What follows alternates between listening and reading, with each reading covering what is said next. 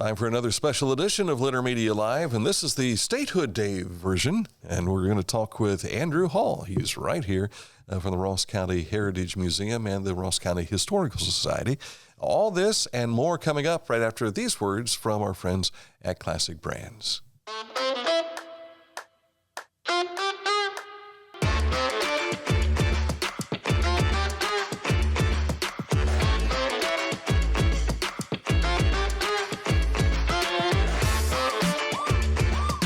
If you know anyone that says if it's free, it's me, this is that time of the year for you. Statehood Day, and that's where a lot of our exhibits are open. Our historic sites are open for free. Absolutely. Yeah.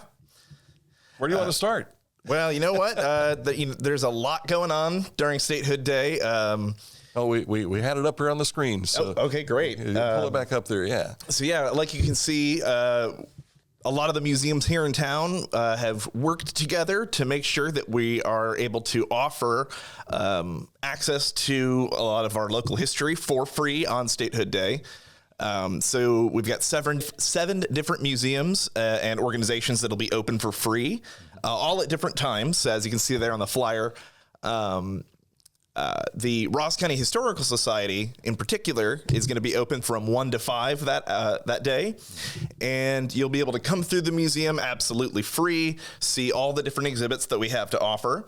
We'll have volunteers and staff members around that you can talk to, so you can really dig deep into anything that you're particularly curious about.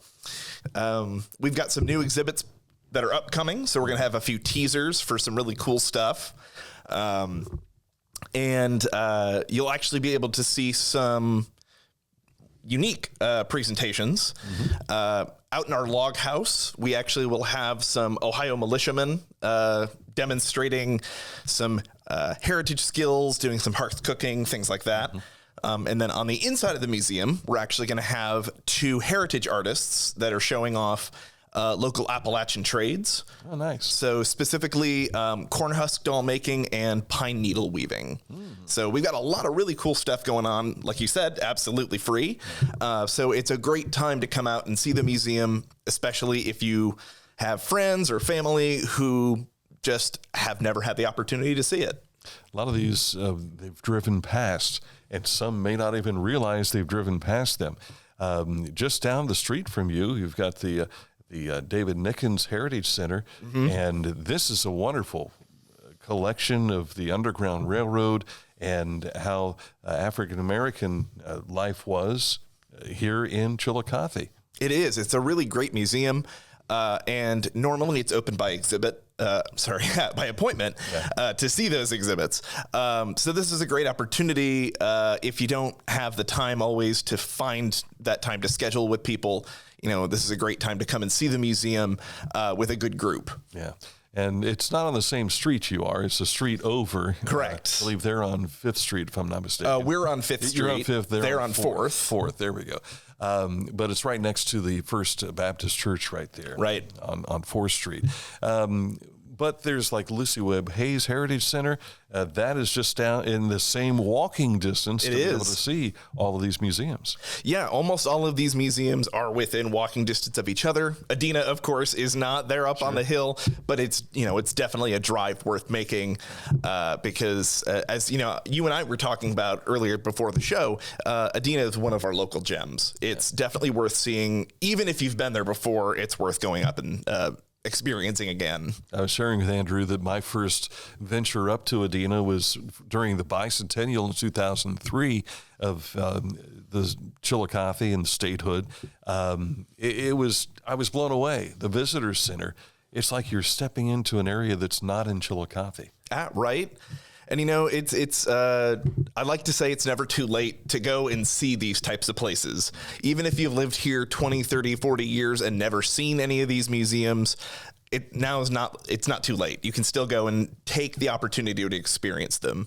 I know the Genealogical Society is another hidden gem. They've got an amazing set of records that can help you find some of your local heritage and your family history. I know in particular, I'm excited to see the Phoenix Fire Museum. That's one of our local institutions I haven't had the chance to see. And then, of course, there's the cabooses, the Railroad Museum downtown. Yes, yes. So stretching from right there at Yoctangi Park, which is where you'll find the Railroad Museum, you can go down Paint Street and you'll come up on the Genealogical Society. Right. And in between are the other sites that we've mentioned. The Phoenix Firehouse. Help me remember where that is. Is it on 2nd Street? Yes, it is. Okay. So it's over towards the Majestic Theater. Right. Okay. So you could very easily make a circuit and see all of these different museums if you wanted to in one day. It'd be a long day, but it'd be a really, really interesting one. Depends on the conversations you have while you're there. That's true. You could get caught at one place and be stuck there all afternoon, but leave really, really satisfied. Yes. I know when you go to the Heritage Center, there's so much there. You can walk over to the McKell Library and see some things. You can go back into the museum itself, and inside you've got the bandwagon. You've got the governor statue. Was it Governor Allen? Governor Allen, yep.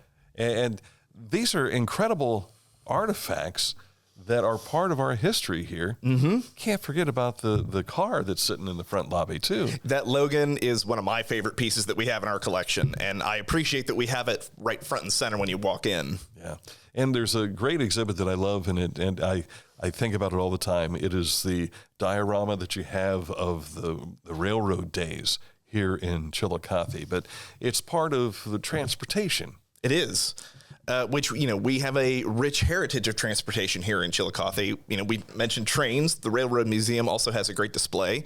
But we also talk about the automotive manufacturing that happened here and the canals, of course, which brought a lot of the early trade and prosperity into the region.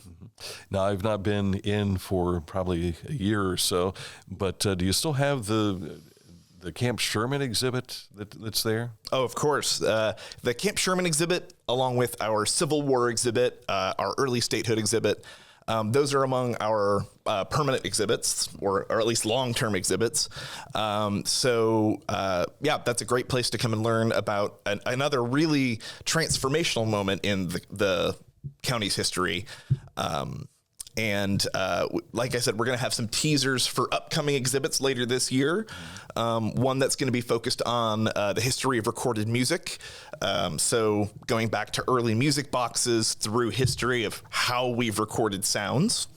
And then another exhibit that'll be forthcoming on a large incoming collection that we have of Native American artifacts. Is Woolington still around? Thomas Woolington is still around. Woolington. Even though our Ice Age exhibit is going to be coming out, we have every hope of finding a permanent home for him in the museum because he has become quite popular amongst local visitors. Yeah. And us. I'm sure the kids, too. He's like a mascot now. He is definitely a mascot for the kids, yeah. He's very fun. Even for adults, when you walk into that exhibit, he's one of the first things you see, and he's always a little startling, but very, very eye-catching and just a great example. I want to say that this is probably an April Fool's joke, if I'm not mistaken, from last year or the year before. My friends of the Ohio Village Muffins, of course, there's a mastodon that's up at the Ohio History Connection, that they had teased that they were changing their name to the Mastodons instead of the Muffins. I'm sure there are some people who would really enjoy that, but for anybody who knows the Muffins, they've got the perfect name. Yeah, perhaps when we have our game with the Muffins this year, the Dana Worthingtons could maybe bring Woolington. That's a good thought. Woolington, and bring him up. Might be a little hot in July, though. Yeah, you never know. He might make a guest appearance. That'd be really cool. We'll have to wait and see. Again, you'll have the Statehood Day breakfast to get the day started, but then after that, things start opening up. You've got some that open up at 10, others at 11. Then you'll be open at 1. Correct. And I believe at Adina, is it also? I believe they're open from 10 to 5. 10 to 5. Okay, so you've got plenty of time to see everything downtown and then drive up the hill. That's very true. Enjoy Adina Mansion and Gardens. Absolutely. So, anything we've missed you wanted to make sure people knew? No, I think we've hit on a lot of the really exciting stuff that's coming up this coming Saturday. Of course, keep your eye out for more information coming from both the Ross County Historical Society and other museums here in town. There's, of course, America 250 that's going to be having continual events throughout the community. So just a lot of really cool history stuff going on right now. One of the things that I've kind of skirted past is the fact that we're celebrating Statehood Day this Saturday because Statehood Day fell last Sunday. That's very true, yeah. It's just that wacky thing that happened, and we didn't want to do everything on Sunday.